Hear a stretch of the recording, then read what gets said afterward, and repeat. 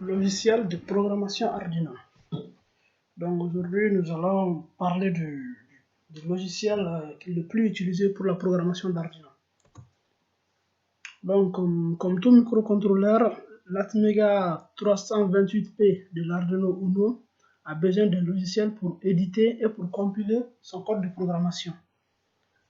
Le logiciel le plus utilisé pour la programmation de presque tous les types de cartes Arduino est l'Arduino IDE. Donc, son avantage, c'est qu'il est open source et il existe sous différentes versions, Windows, Mac OS X et sous Linux. Alors, comment marche cette IDE? L'IDE Arduino. Premièrement, pour faire de la programmation, vous aurez besoin de créer un sketch. Un sketch, c'est le fichier dans lequel vous allez écrire votre code de programmation. Donc, généralement, dès que vous lancez l'IDE Arduino, un sketch est automatiquement créé. Mais vous avez aussi la possibilité de le créer en cliquant sur le menu Fichier et en cliquant sur Nouveau. Donc de là aussi, donc, vous pouvez l'enregistrer sous ou faire la mise en page ou même imprimer votre fichier sketch. Donc un sketch de l'intérieur. Donc un sketch de l'intérieur est composé de deux fonctions. On a une fonction void setup et une fonction loop. Donc la fonction void setup, c'est la fonction dans laquelle vous allez écrire tous les codes de configuration de la carte Arduino et les différents modules capteurs que vous allez utiliser pour votre prototypage. Et cette fonction, elle s'exécute une seule fois. La seconde fonction, qui est la fonction loop, c'est une fonction qui marche comme une boucle infinie. Donc, dans cette fonction, vous devrez écrire la partie du code qui doit s'exécuter de manière infinie. Par exemple, si vous voulez faire un détecteur de température, qui à chaque fois, elle doit mesurer la température et afficher la lumière. Donc, la partie du code qui mesure cette température, elle s'exécute de manière infinie. Donc, cette partie sera écrite dans la fonction void loop. Maintenant, le menu édition. Donc, le menu édition vous permet d'éditer le contenu de votre code.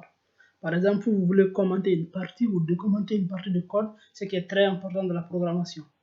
Elle vous permet aussi de changer la taille de la police, la réduire ou l'augmenter. Ensuite vient le troisième menu qui est le menu croquis.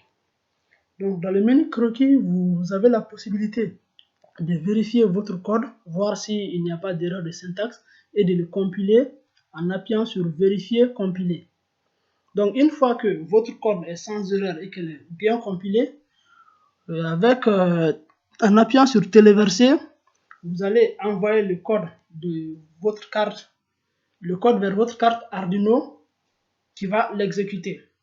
Et dans ce même menu croquis, vous avez la possibilité d'inclure une bibliothèque pour certains modules Arduino, les modules qui ont des bibliothèques déjà faites. Donc, vous pouvez inclure ces bibliothèques en appuyant sur inclure une bibliothèque.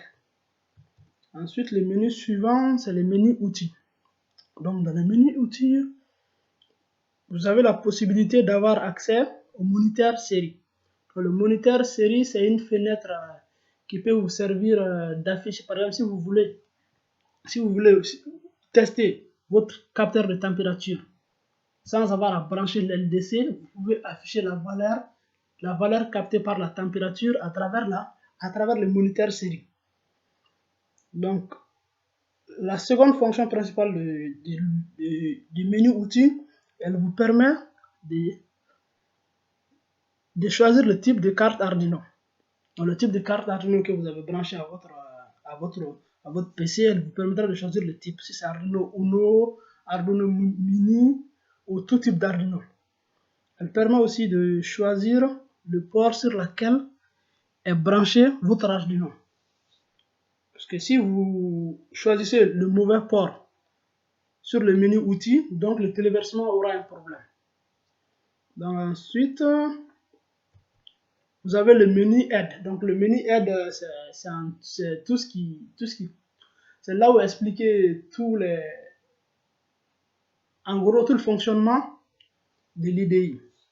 Donc, je vous remercie pour votre attention. Je vous dis à la prochaine vidéo dans laquelle je vous ferai une démonstration de l'utilisation de l'IDI Arduino.